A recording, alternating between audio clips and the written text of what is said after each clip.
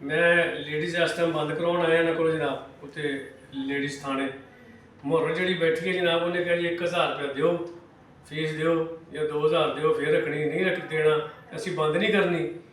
तो इत्थे आज़म एस जनाब 379 का परचा होया FIR जनाब अफसरां ने बादल नोटिस लिया जाता मैं ग्रुप च शेयर कर लगा जनाब साढ़े खिलाफ अगर कार्रवाई हो सकती जनाब असीं तो पैसे नहीं लैंदे हुण किसी को 1 रुपया नहीं लैंदे तो ना देने एक कानूनी और लीगली काम आ कोई नजायज़ काम कराउण नहीं आए इन्हां कोलों रात रखनी सुबह असीं लै जानी पेश कर देनी उन्हें कहा जी मैं नहीं रखनी तुसीं वापस लै जाओ मैं थाने कतवाली इस टाइम फ्रंट डेस्क से खड़ा जनाब इतों वापस रवाना अपने थाने हो रहे हैं थाने जाके रप लिखे नोटिस भेज दें। अस्सलाम वालेकुम।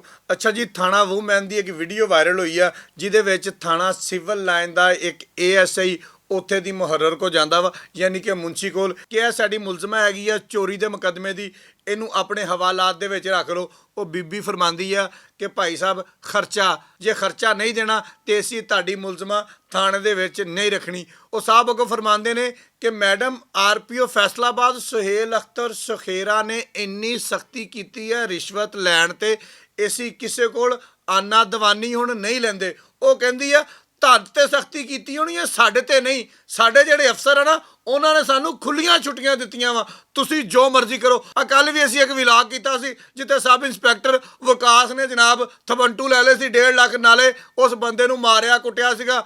ਕੀਤਾ ਕੀ ਭਲਾ ਸਾਹਿਬ ਨੇ ਉਹਨੇ ਕਿਹਾ ਜੀ ਇਹਦੀ ਇਨਕੁਆਇਰੀ ਕਰ ਲਓ ਇਨਕੁਆਇਰੀ ਤੋਂ ਬਾਅਦ ਜਿਹੜਾ ਫੈਸਲਾ ਹੋਏਗਾ ਨਾ ਉਹ ਅਸੀਂ ਦੱਸ ਦਿਆਂਗੇ। ਉਹ ਭਾਈ ਆਪਣੇ ਵੱਡੇ ਅਫਸਰ ਵੇਖੋ RPO ਫੈਸਲਾਬਾਦ ਦਾ ਡਰ ਖੌਫ ਇੰਨਾ ਕਾ ਕਿ ਬਾਜ਼ ਬੰਦੇ ਪੈਸੇ ਲੈਣੇ ਛੱਡ ਗਏ ਆ। ਲੇਕਿਨ ਜਨਾਬ ਇਹ ਜਿਹੜੀ ਤੁਹਾਡੀ ਮੁਤੈਦ ਬੁੱਢੀ ਬੈਠੀ ਹੋਈ ਆ ਖਾਤੂਨ ਬੈਠੀ ਹੋਈ ਆ ਇਹ ਕਹਿੰਦੀ ਆ ਖਰਚਾ ਦੇਣਾ ਵਾ ਤੇ ਮੁਲਜ਼ਮਾਂ ਅੰਦਰ ਤਾੜਨੀ ਆ ਜੇ ਖਰਚਾ ਨਹੀਂ ਦੇਣਾ ਤੇ ਮੁਲਜ਼ਮਾਂ ਅੰਦਰ ਨਹੀਂ ਤਾੜਨੀ। ਦੀਦਾ ਦਲੇਰੀ ਚੈੱਕ ਕਰਨਾ ਜ਼ਰਾ ਇਹਨੂੰ ਵਾਪਸ ਲੈ ਜਾਓ ਜਿੱਥੇ ਮਰਜ਼ੀ ਰੱਖੋ ਸਾਡੇ ਥਾਣੇ ਦੇ ਵਿੱਚ ਫੀਸ ਤੋਂ ਬਗੈਰ ਗੁੰਜਾਇਸ਼ ਨਹੀਂ ਹੈਗੀ। ਇਹ ਵੀਡੀਓ ਵੀ ਵੇਖੋ ਤੇ ਤੁਹਾਨੂੰ ਪਤਾ ਲੱਗੇਗਾ ਕਿ ਫੈਸਲਾਬਾਦ ਦੀ ਪੁਲਿਸ ਕਰਦੀ ਕੀ ਪਈ ਆ। ਇੱਕ ਕੱਲ ਰਿਸ਼ਵਤ ਦਾ ਕੇਸ ਸਾਹਮਣੇ ਆਇਆ ਇੱਕ ਅੱਜ ਬੀਬੀ ਦਾ ਰਿਸ਼ਵਤ ਦਾ ਕੇਸ ਸਾਹਮਣੇ ਆ ਗਿਆ ਬਾਕੀ ਸਾਡੀ ਪੁਲਿਸ ਦਾ ਅੱਲਾ ਹੀ ਹਾਫਿਜ਼ ਆ।